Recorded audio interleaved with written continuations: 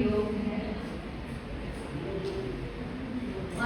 हरे कृष्णा, माननीय HOD sir, supportive staff and most important my all friends, my audience, thank you to being here. आप सब लोग रुके उसके लिए।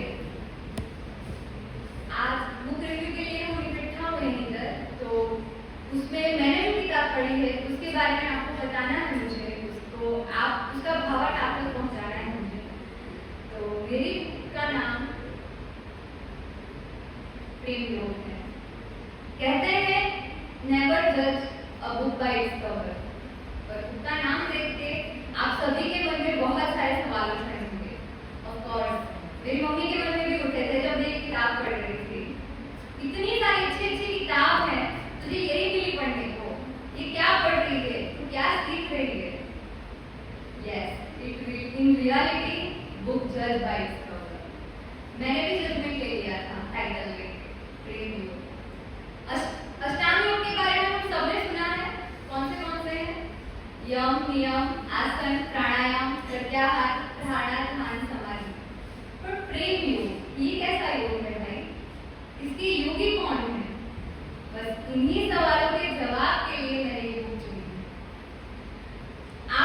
आज तक आप लोगों को प्रेम के विषय में जो भी जजमेंट रहा हो, पॉजिटिव, नेगेटिव, जो भी रिव्यू सोच रही हो, समझ रही हो, उन सभी को आज मैं कहूँगी साइड कर दो और एक बार खुले दिमाग से एक बार ये बुक पढ़ना, क्योंकि 22 रुपए की ये किताब आपको वो सिखाएगी जिसके आगे बड़े बड़े संतों की समझ, बड़े बड़े ज्ञानियों ग्रंथों का ज्ञान पीता है, वो 2.5 अक्षर प्रेम के।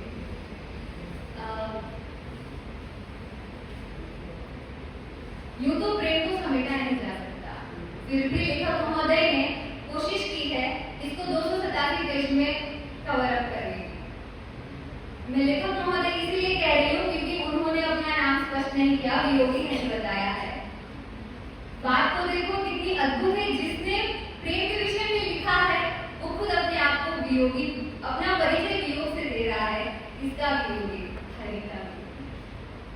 इस बुक के फ्रंट पेज पे आपको बहुत ही अच्छा चित्र देखने को मिलेगा, जिसमें जो संसार का न्याय करता है वो न्यायाधीश अपनी माँ से डरता है, माँ से हार जाता है। जिससे पूरा संसार डरता है वो सिर्फ अपनी माँ से डरता है। ये बुक के प्रकाशक है गीता प्रेस गोरखपुर। इसके पीछे के पेज पे गीता प्रेस गोरखपुर की सारी ब्रांचेस और उसकी डिटेल्स दी गई हैं। कभी सुना है कि प्रेम की ये भाषा होती है, वो भाषा होती है? नहीं ना? बस इसका प्रमाण ये बुक है। इसमें हर तरीके से आपको प्रेम के बारे में समझाने की कोशिश की गई है। इसमें अरबी, उर्दू में शायरियाँ हैं, ब्रज भाषा, अवधी भाषा, इंग्लिश में पंक्तियाँ भी दी गई हैं, संस्कृत के श्लोक भी हैं और तुलसीदास की चौपाइयाँ भी हैं, और भी बहुत कुछ है इसमें। यूँ तो इस बुक में 39 सेक्शन है, चैप्टर्स हैं। उन सभी को 2 सेक्शन में डिवाइड किया गया है, फर्स्ट सेक्शन और सेकंड सेक्शन। फर्स्ट सेक्शन में 23 चैप्टर्स हैं और सेकंड में 16 चैप्टर्स हैं। हम पहले सेक्शन के बारे में देखेंगे कि इसकी वैसे तो फर्स्ट सेक्शन के हर चैप्टर का शुरुआत करते हैं। आपका मुझे सपोर्ट चाहिए होगा कि what is love, how to define love. Anyone?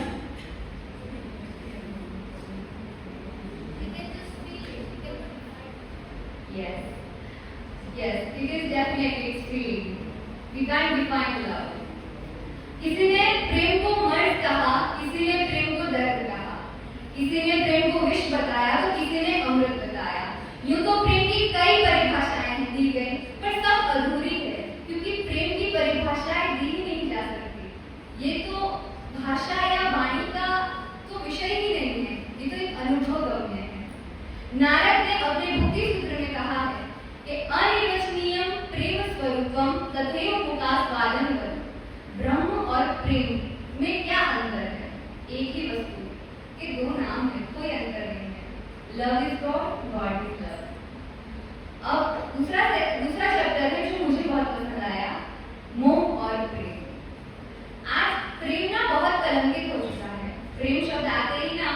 गंदी सी इमेज आ जाती है, पता नहीं क्यों। पर इसके बारे में सब लोग बोलने से भी ना हिचकिचाते हैं। अगर कोई बोल रहा है तो उसको, उसके कैरेक्टर को, उसको जजमेंट की सूली पे चढ़ा दिया जाता है। इसका कारण ना हम यूथ ही हैं, क्योंकि हमने ना अपने मोह को प्रेम समझकर प्रेम शब्द को मलिन कर दिया है। क्या भेद है प्रेम और मोह में? प्रेम आत्मा प्रेमी है, मोह सौंदर्य प्रेमी है। प्रेम निरंतर रहता है, इसका कोई अंत नहीं। मोह क्षणिक है और ये लंबा टिकता भी नहीं। मोह सोल कनेक्शन, प्रेम सोल कनेक्शन है और मोह बॉडी कनेक्शन।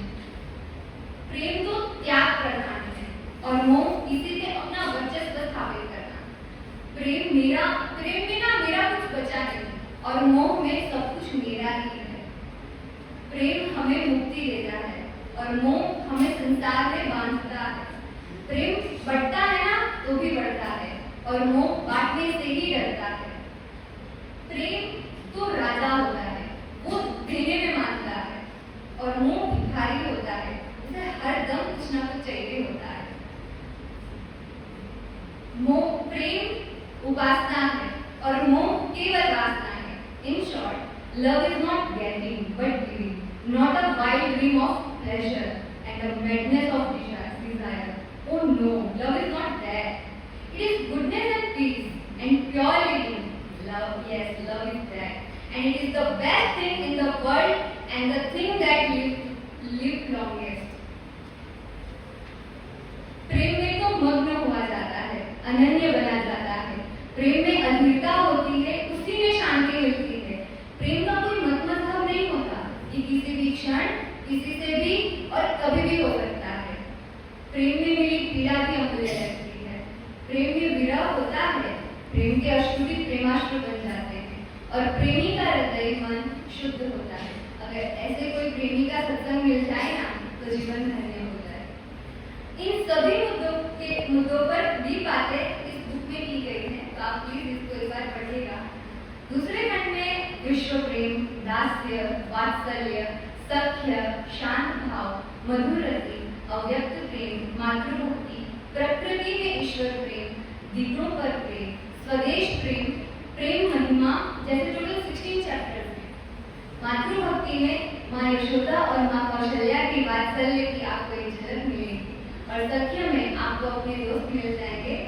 हम कहते हैं ना क्या इसके साथ ना वाइट मैच होती है, तो उस पे है कि so friend, when first I looked upon your face, our thought gave answer each to each so true. Opposed mirror each reflecting each. Although I know not in what time or place, me thought that I had often met with you and each had lived in another mind and speech. मतलब मित्र, जब पहली बार मैंने तुम्हारे चेहरे को देखा तब वास्तव में हमारे पारस्परिक विचार कुछ ऐसे मिल गए जैसे एक मिरर का रिफ्लेक्शन दूसरे मिरर पर पड़ रहा हो। हालांकि मैं ये नहीं जानता था कि मैंने तुम्हें कब और कहाँ देखा, तो भी कुछ ऐसा प्रतीत हुआ कि मैं अनेक बार तुमसे मिल चुका था और तुमने मेरे तथा मैंने तुम्हारे मन और वाणी में किसी अज्ञात काल में वास किया है। इन शॉर्ट, इस पूरे एक चीज पे बताऊं तो वाइट मैच हो या ना हो, पर किसी से माइंडसेट मैच होना बहुत जरूरी है। आपके सबसे पक्के यार ना वही होंगे जिससे आपका माइंडसेट मैच होता है। अब कुछ अव्यक्त प्रेम की बात कर ली जाए। अव्यक्त प्रेम ही पवित्र प्रेम माना जाता है। तुम्हारा प्यारा तुम्हारे प्रेम को जानता हो तो अच्छा है और उससे बेखबर हो तो भी बहुत अच्छा है। तुमको दिल का दरवाजा तुम्हारे बाहर के शोरगुल को वह पसंद नहीं करेगा और तुम तो दिल का दरवाजा खोल के बेखबर हो बैठे हो। ये प्रकृति, मौसम, पेड़ पौधे, पक्षी, प्राणी ये कभी अपना प्रेम व्यक्त नहीं कर पाते, पर हम सबको पता है उनका अव्यक्त प्रेम कितना पवित्र और शुद्ध है। अब इतना सब प्रेम कर लिया तो स्वदेश प्रेम कैसे भूल सकते हैं? बचपन से हमें सिखाया गया है जननी जन्मभूमि राम से चलते आता, श्री राम से लेकर श्री कृष्ण तक चलता आया है। हमारे स्वदेश प्रेमियों की चाह तो देखो, चाह नहीं मैं सुरबाला के गहनों में बिठा जाऊं, चाह नहीं प्रेमी माला में बिंद प्यारी हो ललचाऊं, चाह नहीं सम्राटों के शव पर हे हरि डाला जाऊं, चाह नहीं देवों के सिर पर चढ़ूं, भाग्य पर इखलाऊं, मुझे तोड़ लेना वनमाली, उस पथ में देना तुम फेंक, मातृभूमि पर शीश चढ़ाने जिस पर आवे वीर अनेक। एक प्रसंग सुनाऊंगी जिससे आपको इस किताब का सार समझ में आएगा। श्री कृष्ण ना उनके एक सखा थे उद्धव, वो बड़े ज्ञानी थे, उनको सभी ग्रंथ कंठस्थ थे और उनको इस बात पर बहुत गर्व था। एक बार हंसी ठिठोली करते रहते हैं हमारे कृष्ण, तो एक बार वो उनसे ऐसे ही बात करते करते कहने लगे कि ब्रजधाम में ना मेरी बहुत सारी वियोगिनी गोपियां हैं और ब्रजवासी मेरे वियोग में जी रहे हैं, तो तुम इतने ज्ञानी हो, जरा जाओ उनके पास, थोड़ा कुछ उपदेश दो और उनका ये जो वियोग की पीड़ा है उसको थोड़ा कम करो।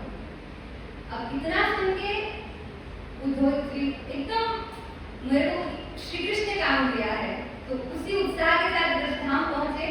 ब्रजवासी तो उनका बड़ा आदर सत्कार किया क्योंकि कृष्ण के सखा थे, ऑब्वियसली उनकी छाती कोई उनके साथ रहे थे, तो उनकी भी कोई चीज आ रही है तो उनका बहुत आदर सत्कार किया, पर उनके तत्व ज्ञान को किसी ने चवन्नी कर दी क्योंकि वो एक प्रेम नगरी में गए और वहां तत्व ज्ञान का क्या था।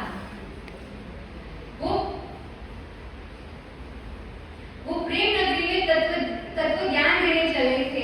अब भला बताओ, प्रेम ज्ञान से कोई बड़ा ज्ञान हो सकता है? देने गए थे उपदेश पर खुद बन गए प्रेम के योगी, और फिर जब ब्रजधाम से वो लौटे तब कहा जाता है कि ऊधो भयो सुधो, मतलब ऊधो को बुद्धि आ गई। उनको प्रेम सिखाने के लिए ही वो लीलाधर ने उनको ब्रजधाम भेजा और तब उनका जाके ज्ञान पूर्ण हुआ। तो प्रेम, समग्र ज्ञाता भी प्रेम के बिना अधूरा है। यूं तो प्रेम की महिमा मनुष्य तो क्या, हरि भी नहीं कर सकते। हरि के सब आधीन है, हरि प्रेम आधीन, याही ते हरि आप हुई, याही बड़प्पन हुई। और अंत में इतना ही कहना चाहूंगी कि love is the base material of our life. इसके बिना ना जीव है ना जीवन है। हम सब ईश्वर को खोजते हैं और ईश्वर प्रेम को खोजते हैं, मतलब इन शॉर्ट हमारी सबकी खोज प्रेम ही है। तो अगर प्रेम पाना है तो उसका फर्स्ट स्टेप क्या होना चाहिए? जो भी हमारे पास है, हम जिन लोगों के बीच रहते हैं, हमारा जिनसे भी कुछ भी रिश्ता है या कुछ भी हमारे साथ गलत भी हो रहा है, कुछ भी है तुम्हारे पास, 2 वक्त की रोटी तो है, सांस तो लेते हो, ऑक्सीजन पर वेंटिलेटर पर तो नहीं जीते ना, तो हर चीज के लिए ना थैंकफुल होना सीखो, शुक्रिया अदा करना सीखो। यही पहला स्टेप होगा